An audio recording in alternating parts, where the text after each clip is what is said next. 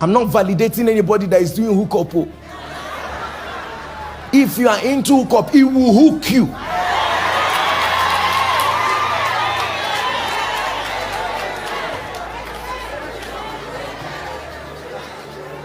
And this is 2025. Do you understand what I'm saying? You can't be on a 20-day fast and you are sleeping with other people's husbands. You can't be on a 21-day fast. And then you can't do that. You can't do that. I don't like it. I don't like it. Don't be a prayer point for another woman. And God help you, the woman is on the altar of fire.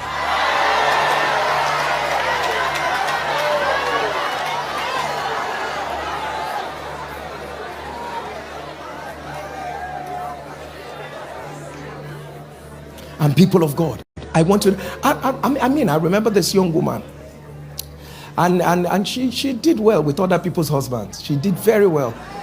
She did well, very well with other people. She excelled with other people's husbands. God blessed her and she got married. You know this God is merciful. She got married and I bless God for mercy. But one thing is that other young women are doing well with her husband.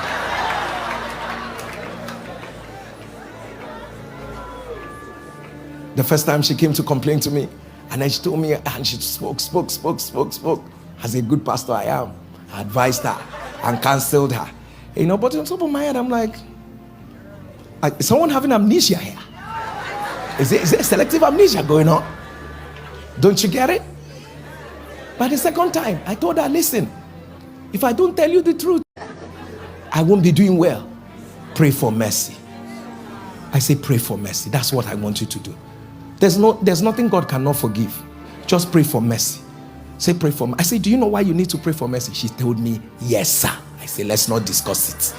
Since you now know what you need to pray for mercy about, just pray for mercy and say, God, please show me mercy.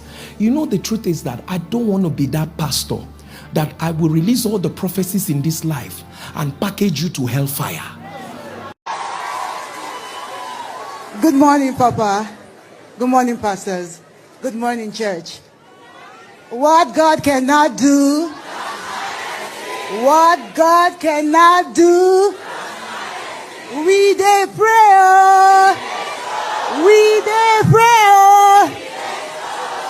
Thank you very much. My testimony is one of love, one of togetherness, one of peace, one of healing of broken hearts. It's a joy for my family.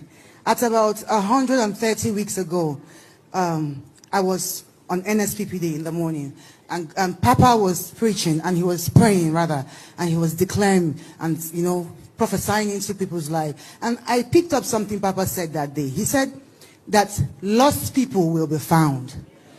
I didn't lose anybody. So I was like, you know what? I'll just answer. One thing about me, if you pray, even if you pray, say, oh, get pregnant, I will answer. If you say get rich, I will answer. If you say fly, but I will just, I just love to pray. So I took the prayer and I ran with it. And around that same time, I had this amazing man in my life. He's my father. My father is an amazing human being. He's a sweet man. He has lost so much in his life. He has lost his first wife. He has lost his second wife. He has lost his brother, his mother, his father. He was a broken man. And I didn't know how God was going to use streams of joy to affect my father, to bless my father, to give him the peace that he needed, at least, in the remaining years of his life.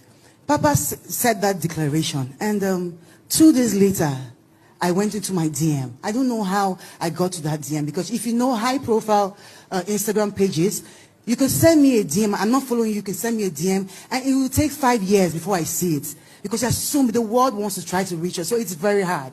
So miraculously, I saw that email, and it says, "I think I am your sister." I'm like, my memory, my head, I just went back to when I was a child. My father told me a very beautiful and sad story. And I asked her, I said, what's your name? She told me her name. I asked her some questions. I said, give me, tell me a little bit about you. And she told me, and I asked her, I said, your name Chiri? She said, yes. Now, 47 years ago, before my father came back to Nigeria, he had a daughter. And he left that lady when she was 5 months, 5 to 7 months. And he never went back. She never knew who her father was. And he never knew what his daughter ever looked like. But had a knowledge that he had a daughter.